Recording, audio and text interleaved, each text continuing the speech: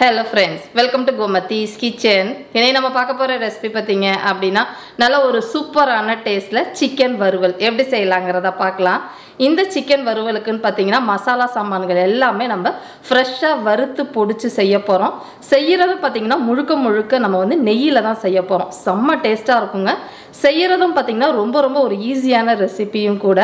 இத நீங்க எல்லா வகையான சாதத்துக்கும் சைடு டிஷ்ஷா எடுத்துக்கலாம். அதுவே கொஞ்சம் கிரேவி டைப்ல எடுத்துக்கிட்டீங்க அப்படினா டிஃபனோடயும் சைடு டிஷ்ஷா சாப்பிடலாம். இதே மாதிரி பாத்தீங்கன்னா நம்ம சேனல்ல நிறைய வகையான சிக்கனை வச்சு செய்யக்கூடிய ரெசிபிலாம் போட்டுருக்கேன். அந்த ரெசிபியோட லிங்க் எல்லாமே தனித்தனியா கீழே டிஸ்கிரிப்ஷன் பாக்ஸ்ல இருக்கு. விருப்பப்பட்டா செக் பண்ணி பாருங்க. இப்போ வாங்க இந்த சிக்கன் வறுவல் எப்படி செய்யலாம்ங்கறத பார்க்கலாம். கோமதிஸ் கிச்சனை சப்ஸ்கிரைப் பண்ணாதவங்க சப்ஸ்கிரைப் பட்டனை பிரஸ் பண்ணிக்கோங்க. உடனுக்குடனே அப்டேட் வேணும் அப்படின்னா பக்கத்தில் இருக்க பெல் பட்டனில் ஆல்ங்கிற ஆப்ஷனை மறக்காமல் ப்ரெஸ் பண்ணி வச்சுக்கோங்க. இன்றைக்கி சிக்கன் கீ ரோஸ்ட் பண்ணுறதுக்கு சுத்தப்படுத்தினதுக்கப்புறமா 1.5 கிலோ அளவுக்கு சிக்கனை கொஞ்சம் பெரிய பீஸாகவே நறுக்கி வச்சுருக்கிறேன். இப்போ இதை மேரினேட் பண்ணுறதுக்கு 1 டீஸ்பூன் அளவுக்கு டேபிள் சால்ட்டு சேர்த்துக்கோங்க. அடுத்ததாக பார்த்தீங்கன்னா இஞ்சி பூண்டு விழுது 1.5 டீஸ்பூன்லேருந்து 2 டீஸ்பூன் சேர்த்துக்கோங்க, சரியாக இருக்கும். அடுத்ததாக பார்த்தீங்கன்னா 1/8 டீஸ்பூன் அளவுக்கு மஞ்சள் பொடி, கூடவே பார்த்தீங்கன்னா எலும்புச்சம்பழ சாறு 1 டேபிள் ஸ்பூன் அளவுக்கு பிழிஞ்ச சாறு சேர்த்துக்கோங்க. இதுக்கு பதிலாக நீங்கள் தயிர் கூட சேர்த்துக்கலாம். தயிரை விட இந்த ரோஸ்ட்டுக்கு எலும்புச்சம்பழ சாறு ரொம்பவே நல்லாயிருக்கும். இப்போ இதை எல்லாத்தையுமே நல்லா பரட்டி விட்டுக்கலாம். முக்கியமாக எலும்புச்சம்பழ சாறு போட்டு 1 மணி நேரத்துக்கு மேலே மேரினேட் ஆகக்கூடாது. 1 மணி நேரத்துலேயே நம்ம சமைக்க ஆரம்பிச்சிடணும். இதை வந்து நான் ஒரு 15 நிமிஷம் தான் மேரினேட் பண்ண போகிறேன். இது மூடி வச்சுட்டு நம்ம இந்த ரோஸ்ட்டுக்கு தேவையான மசாலா பொடியெல்லாம் வந்து வறுக்க ஆரம்பிச்சிடலாம். இப்போ மசாலா சாமான்கள் வறுக்கிறதுக்கு ஒரு பேனை சூடு பண்ணியிருக்கிறேன். இதில் 2 டேபிள் ஸ்பூன் அளவுக்கு மல்லி விதை சேர்த்துக்கோங்க. அடுத்ததாக பார்த்தீங்க அப்படின்னா 2 வகையான மிளகாய் எடுத்துருக்கிறேன். நல்ல காரமான நீட்டு மிளகாய் ஒரு 7 மிளகாவும், காஷ்மீரி மிளகாய் ஒரு 6 மிளகாயும் சேர்த்துருக்கிறேன். காஷ்மீரி மிளகாயில் வெறும் வந்து கலர் தான் இருக்கும், காரம் இருக்காது. அடுத்ததாக பார்த்தீங்கன்னா ஹோல் கரம் மசாலா பட்டை 3 பீஸு, ஒரு 6லேருந்து 7 கிராம்பு, ஒரே ஒரு ஏலக்காய், 1 டீஸ்பூன் அளவுக்கு கல்பாசி சேர்த்துக்கோங்க. அடுத்ததாக பார்த்தீங்கன்னா 1 டீஸ்பூன் அளவுக்கு சீரகம், அதே அளவு 1 டீஸ்பூன் அளவுக்கு சோம்பு, கூடவே பார்த்தீங்கன்னா மிளகு 1 டீஸ்பூன். மிளகும் வரமிளகாயும் காரத்துக்கு ஏற்ற மாதிரி போட்டுட்டு இதை நல்லா செவந்து வர மாதிரி மிதமான தீயிலே வறுத்து எடுத்துக்கோங்க, கருகிடக்கூடாது. இப்போ பார்க்குறப்பே உங்களுக்கு தெரியும் நல்லா செவந்துருச்சு பாருங்க. இந்த அளவுக்கு வறுப்பட்டா போதும். இப்போ இதை எடுத்து ஒரு தட்டுக்கு மாற்றி வச்சுடுங்க.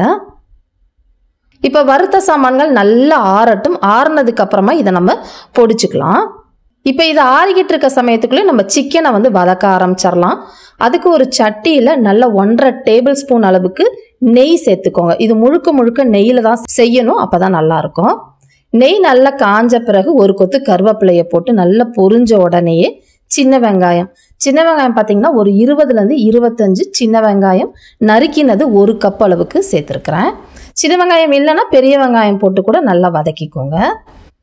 இப்போ இது வதங்கிக்கிட்டு இருக்கப்பே பார்த்தீங்கன்னா நம்ம வறுத்த சாமான்களையும் வெறும் மிக்சி ஜாரில் போட்டு பொடிச்சுக்கோங்க. தண்ணிலாம் ஊற்றி அரைக்கக்கூடாது. இப்போ பார்த்தீங்கன்னா மசாலா சாமான்கள் எல்லாத்தையுமே அரைச்சிட்டேன்.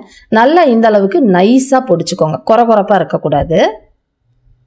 இப்போ இதை அரைச்சிட்டு வர்றதுக்குள்ளே பார்த்தீங்கன்னா வெங்காயமும் நல்லா செவந்து இந்த அளவுக்கு வதங்கி வந்திருக்கு. ரொம்ப பொன்னிறமாகணும்னு அவசியம் இல்லை. இந்த சமயத்தில் நம்ம மேரினேட் பண்ணி வச்சுருக்கிற சிக்கனை சேர்த்துக்கலாம்.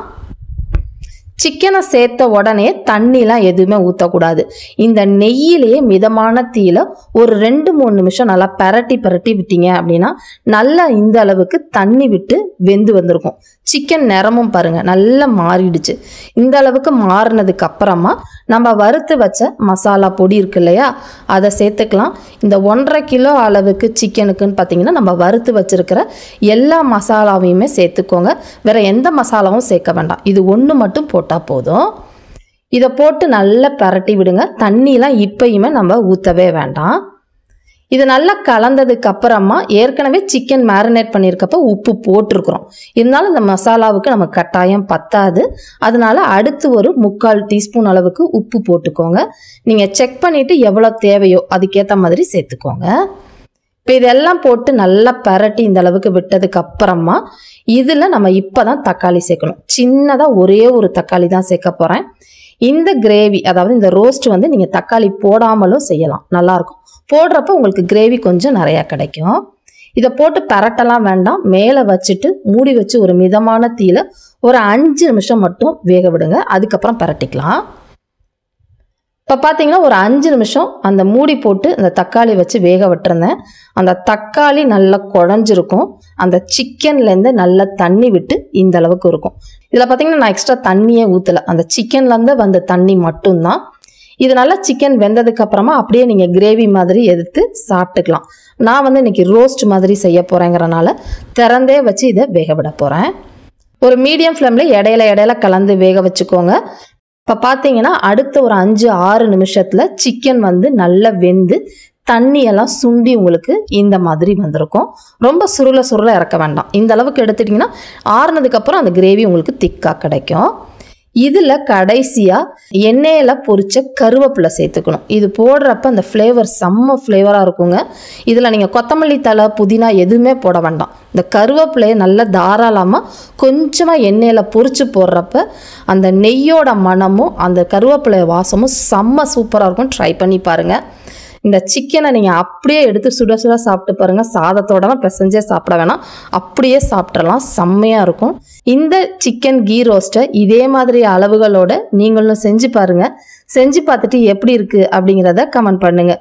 வீடியோ பிடிச்சிருந்தாலும் கமெண்ட் பண்ணுங்கள், லைக் பண்ணுங்கள், ஷேர் பண்ணுங்கள். மறக்காமல் கோமதிஸ் கிச்சன் சேனலையும் சப்ஸ்கிரைப் பண்ணி வச்சுக்கோங்க. தேங்க்ஸ் ஃபார் வாட்சிங்.